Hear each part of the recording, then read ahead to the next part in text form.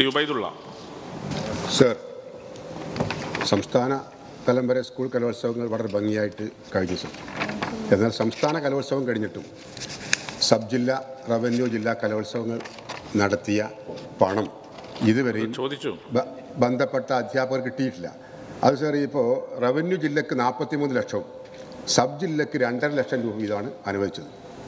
അനുവദിച്ച് ഇവിടെ നേരത്തെ സണ്ണി ജോസഫ് ചൂണ്ടിക്കാണിച്ച പോലെ വളരെ തുച്ഛമായ തുകയാണ്. ആ തുച്ഛമായ തുക പോലും സംസ്ഥാന കലോത്സവം കഴിഞ്ഞിട്ടും ഇതുവരെ ലഭിച്ചിട്ടില്ല എന്നാണ് സാർ വളരെ വേദനാജനകമായിട്ടുള്ള ഒരു വസ്തുത പറയുന്നത്. അപ്പോൾ എന്നേക്ക് ഈ തുക നൽകാൻ സാധിക്കും എന്നാണ് സാർ എൻ്റെ ചോദ്യം.